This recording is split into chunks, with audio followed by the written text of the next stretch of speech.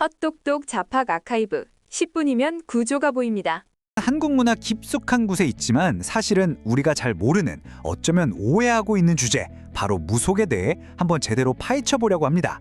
사실 이 무속이라는 게요, 우리가 지금 흔히 아는 불교나 기독교 같은 종교들보다 훨씬 오래전부터 이 땅에 있었던 고유의 신앙이에요. 말 그대로 우리 문화의 DNA 같은 거죠. 그런데 말이죠, 이렇게나 오래된 전통인데 왜 우리는 무속하면 딱 한 단어, 미신부터 떠올릴까요? 왜 그렇게 쉽게 폄하되어 버렸을까요? 바로 이 질문에서 오늘 이야기가 시작됩니다.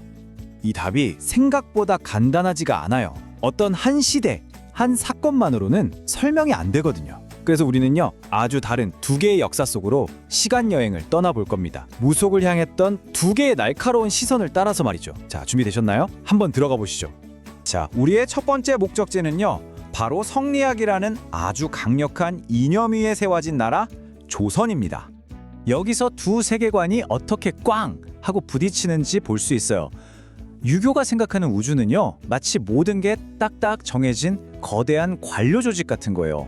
모든 사람, 모든 신에 자기 자리가 있고 맡은 역할이 있죠. 반면에 무속의 세계는요, 예측할 수 없는 힘들이 막 뒤엉켜 있는, 뭐랄까, 거친 자연 같았죠. 그러니까 인간을 살아남기 위해서 나보다 더 힘센 존재의 백이 필요했던 거고요. 그래서 되게 재밌는 게요, 조선의 유학자들이 귀신은 없어 라고 말한 게 아니에요. 그게 핵심이 아니었어요. 문제는 바로 음사, 즉 룰을 어겼다는 거였죠. 네가 믿는 게 틀렸어가 아니라, 어허, 너는 네 분수에 맞지 않는 신에게 제사를 지내고 있잖아. 이게 바로 유교의 비판이었던 겁니다. 그러니까 유학자들 눈에는 이 무속이 자신들이 애써 만든 사회 시스템, 아니 우주 전체의 질서를 막 흔드는 것처럼 보였던 거예요. 생각해보세요. 평민이 감히 왕실의 신에게 빈다? 이건 그냥 사회 질서를 무너뜨리는 거죠. 또 비싼 돈 들여서 구슬하는 건 완전 경제적 낭비고, 무엇보다 국가가 정해놓은 공식적인 제사의 권위를 위협하는 아주 위험한 행동이었던 겁니다. 그런데 말이죠, 이게 끝이 아니에요. 공식적으로는 무속은 안 돼 라고 했지만 현실은 그렇게 간단하지 않았습니다. 여기서부터 이야기가 아주 흥미진진해집니다.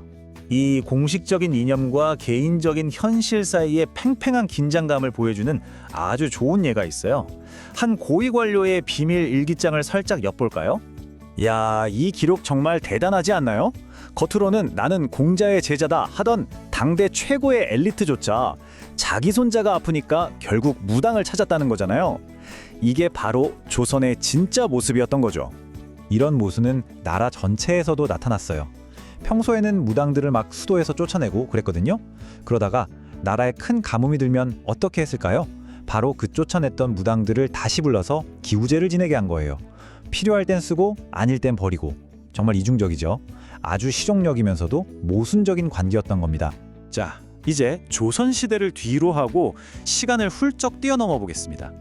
무속을 바라보는 두 번째 비판자가 등장하는 완전히 새로운 시대로 가볼게요. 때는 19세기 말에서 20세기 초, 한국 사회에 그야말로 거대한 생각의 파도가 밀려오던 시기입니다. 서양에서 과학, 합리주의, 그리고 기독교 같은 새로운 사상들이 막 쏟아져 들어오면서 사람들의 세계관이 통째로 흔들리기 시작했어요. 바로 이때 미신이라는 단어가 탄생합니다. 이건 조선시대의 음사와는 완전히 결이 다른 말이에요. 미신이라는 비판은 너는 사회 규칙을 어겼어가 아니라 네가 믿는 건 과학적으로 틀렸어, 사실이 아니야 라는 뜻이었거든요. 문제의 본질이 바뀐 거죠. 근대적 사고의 핵심은 바로 이거였어요. 세상을 딱 두 개로 나누는 거. 하나는 과학과 이성으로 설명되는 자연의 세계, 그리고 다른 하나는 종교나 믿음의 영역인 초자연의 세계. 이렇게 세상이 분리되면서 무속이 설 자리가 애매해진 겁니다. 질병 같은 건 이제 신의 노여움이 아니라 세균 때문인 그런 시대가 온 거죠. 신문에 실린 이 문구 좀 보세요. 당시 분위기가 그대로 느껴지죠? 이제 무속은 진보와 과학으로 나아가는 길을 가로막는 어둡고 어리석은 과거의 잔재로 취급받기 시작한 겁니다. 미신을 버려야 우리가 발전할 수 있다! 이런 식이었죠. 자, 그럼 우리가 여행했던 두 개의 다른 시대, 두 개의 다른 비판을 이제 한 자리에 놓고 비교해 봅시다. 오늘 이야기의 가장 중요한 부분이 바로 여기 있습니다. 이 표를 보시면 한눈에 정리가 되죠. 조선시대의 비판, 즉, 음사론은 핵심이 사회 질서였어요. 넌 룰을 어겼어. 이거였죠. 반면 근대의 비판, 미신론은 핵심이 과학적 사실입니다. 넌 틀렸어. 이거예요. 세상을 보는 안경 자체가 달랐으니 비판의 내용도 완전히 다를 수밖에 없었던 거죠. 자, 그럼 오늘 이야기의 핵심 딱 정리하고 가겠습니다. 우리가 무심코 사용하는 미신이라는 말, 이건 그냥 하늘에서 뚝 떨어진 게 아니라는 겁니다. 역사 속에서 만들어진 거예요. 처음에는 조선시대 유교의 사회 질서를 어지럽힌다는 비판을 받았고, 그 위에 근대의 과학적 사실에 맞지 않는다는 비판이 한 겹 더 쌓인 거죠.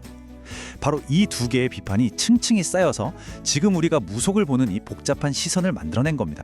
마지막으로 여러분께 질문 하나 던지면서 마무리할까 합니다. 그렇다면 지금 21세기를 사는 우리는 어떤 것들을 미신이라고 부르고 있나요? 그리고 우리가 뭔가를 향해 에이 그거 미신이야 라고 말할 때 우리는 무의식적으로 어떤 질서나 어떤 사실을 지키려고 하는 걸까요?